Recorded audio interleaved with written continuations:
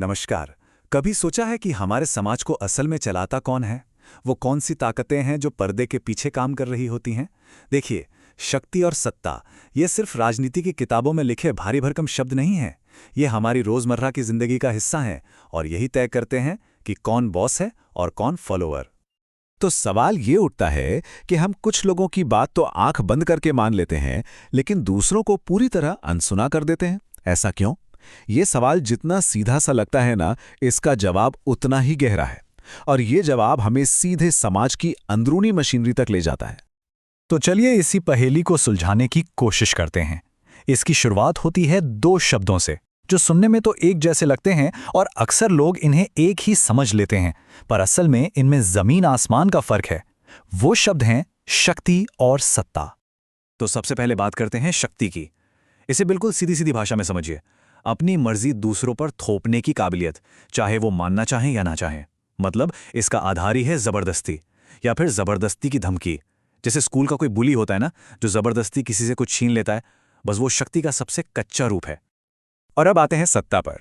देखिए, जब उसी शक्ति को समाज सही मान लेता है, उसे लेजिटिमेसी मिल जाती है, उसे कानून का सहारा मिल जाता है, तो वही शक्ति सत्ता बन जाती है। ये सिर्फ कोरी ताकत नहीं है, ये एक स्वीकृत अधिकार है। लोग इसका पालन इसलिए करते हैं क्योंकि उन्हें लगता है कि ये सही है, न कि सिर्फ डर की वजह से। तो अब फर्क बिल्कुल साफ हो जाता है ना? वो दादागिरी करने वाला व्यक्ति शक्ति का इस्तेमाल कर रहा है और उसकी पावर सिर्फ उस तक की है। लेकिन जब एक ट्रैफिक पुलिस ऑफिसर हमें रुकने का इशारा करता है, तो वो सत्ता का इस्तेमाल कर रहा है। हम उस व्यक्ति की वजह से नहीं रुकते, हम उसकी वर्दी, उसके पद, मतलब उस सिस्टम की वजह से रुकते हैं जो उसे ये अधिकार देता है।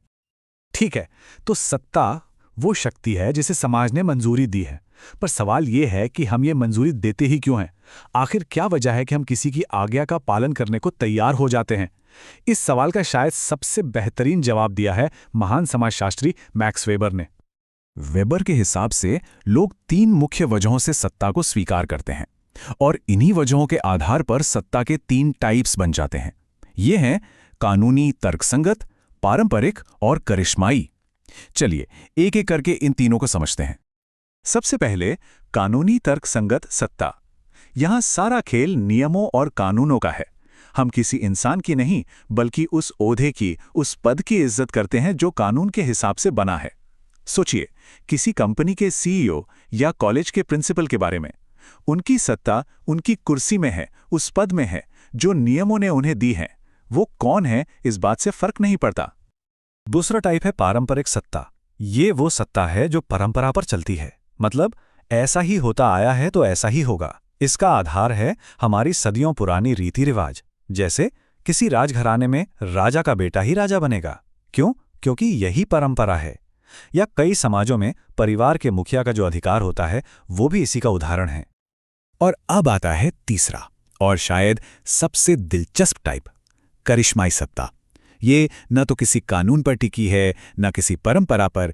ये तो बस एक इंसान के जादू पर चलती है, उसकी असाधारण पर्सनालिटी पर। उसकी बातों में, उसके कैरेक्टर में कुछ ऐसा होता है कि लोग बस खींचे चले आते हैं। सोचिए महात्मा गांधी के बारे में या मार्टिन लूथर किंग जूनियर के बारे में। उनकी सत्ता, उनका करिश्मा थी। तो अब हमें ये तो पता चल गया कि सत्ता कितने तरह की होती है, पर एक इससे भी बड़ा सवाल है कि समाज में ये शक्ति आती कहाँ से है, इसका बंटवारा होता कैसे है, और ये समाजशास्त्र की सबसे बड़ी और सबसे मजेदार बहसों में से एक है। इस सवाल पर ना 3 बड़े विचारकों के बिल्कुल अलग अलग जवाब हैं। मैक्स वेबर मानते थे कि शक्ति एक जीरो सम गेम है, मतलब एक केक की तरह, अगर किसी एक का हिस्सा बढ़ेगा तो दूसरे का घटेगा ही घटेगा। वहीं टैलकॉट पार्सन्स कहते थे कि नहीं, शक्ति एक कलेक्टिव रिसोर्स है जिसे बढ़ाया जा सकता है।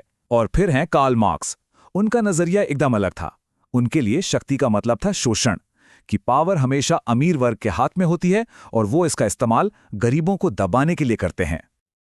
अब इन सब बहसों के बीच एक और बहुत ही दिलचस्प सिद्धांत आता है, विल्फ्रेडो पेरेटो का। उनका कहना था कि देखिए, सत्ता की कुर्सी पर चेहरे बदलते रहते हैं, पर खेल कभी नहीं बदलता। पेरेटो का मानना था कि हर समाज में हमेशा कुछ मुट्ठी भर लोग, एक छोटा सा ग्रुप ही राज करता है, जिन्हें वो अभिजात वर्ग कहते थे, और बाकी जो बड़ी आबादी है उन पर हमेशा शासन किया जाता है। वो कहते थे कि ये कड़वी हकीकत है, ये कभी नहीं बदलती, चाहे आप उसे लोकतंत्र कहें या तानाशाही। और मजे की बात यह है कि परेटो ने इन शासकों को 2 जानवरों के नाम दिए, शेर और लोमड़ियां। शेर वो हैं जो ताकत और हिम्मत से राज करते हैं, और लोमड़ियां वो बेहद चालाक होती हैं। वो जोड़तोड़ और कूटनीति से अपना काम निकालती हैं और बदलाव के लिए हमेशा तैयार रहती हैं।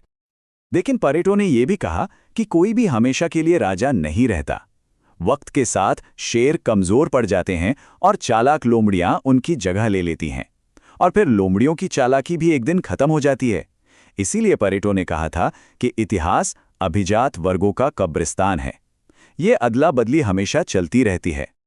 तो वेबर से लेकर परेटो तक हमने शक्ति के कई चेहरे देखे। आइए एक बार फटाफट से याद कर लेते हैं कि हमने क्या क्या सीखा। तो सबसे पहली बात, सत्ता वो शक्ति है जिसे समाज सही मानता है, और ये पद से जुड़ी होती है, व्यक्ति से नहीं।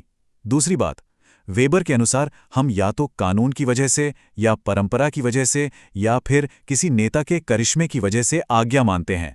तीसरी बात, शक्ति कहाँ से आती है, इस पर विचारकों में जबरदस्त मतभेद है। और आखिर में परेटो के अनुसार इतिहास में हमेशा शेरों और लोमड़ियों के बीच सत्ता की अदला बदली चलती ही रहती है। तो ये पूरा विश्लेषण हमें एक बहुत ही अहम सवाल पर लाके छोड़ता है। आज की दुनिया को देखें तो शक्ति असल में किसके हाथ में है?